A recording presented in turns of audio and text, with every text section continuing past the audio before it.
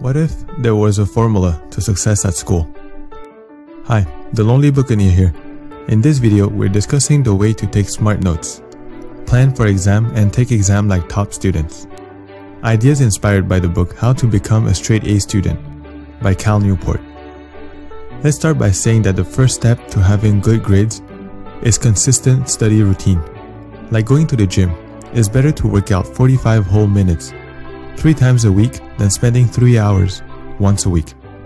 Taking smart notes for non-technical course, such as history, political science, and psychology. The rule is quite simple, but it takes practice. Start by identifying the big idea, then turn the idea into a question to help you spot evidence during your lecture. And at the end, draw a conclusion. Remember, during the lecture, spend more time listening and take notes only when it ties up to what you're looking for. Here's a small example for a lecture on behaviorism. A big idea turned into a question would be, can behavior be predicted and controlled? During the lecture, your professor talks about Pavlov, who tries to change a dog's behavior of salivating at the sight of food. So Pavlov rings a bell before the arrival of food, and very soon, he was able to make the dog salivating on the sound of the bell, even if food didn't come. That's the evidence you were looking for. Then, draw a conclusion to your question. Doing so will help you get the big picture. Here it is. With the right conditioning, we can control and observe the change of behavior. Finally, make sure to complete your notes. On the same day, reread your notes and add more details to it, from a textbook or from what you remember, since your memory is still fresh.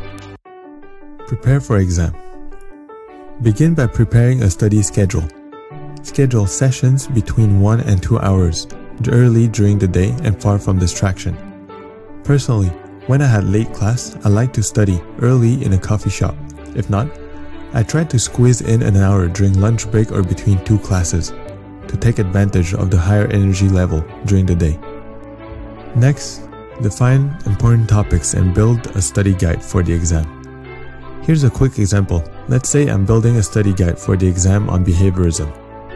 I'll start by defining important topics, and as I saw in class, we talked a lot about 3 approaches: the scientific method, the classical conditioning, and the operant conditioning. Then, I would regroup my notes under each approach and skim through the textbook to summarize important points. And as I study, if I feel that I'm missing some important facts, I will add them to the study guide. After that, prepare a quiz for each lecture.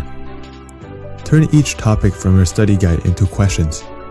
If you have taken your notes in question, evidence, conclusion format, some of the question will be straight out of your notes.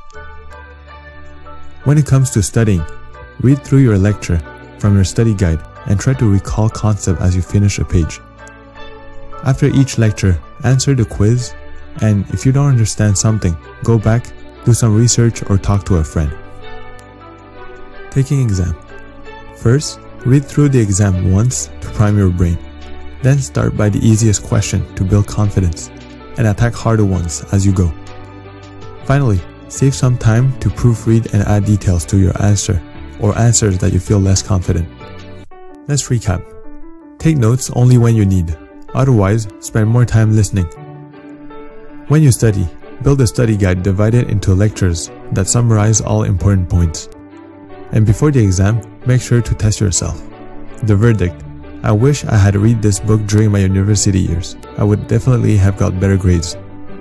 So I highly recommend this book to anyone in college or finishing high school. As always, if you enjoyed the video, please share, like, and subscribe for more ideas every week.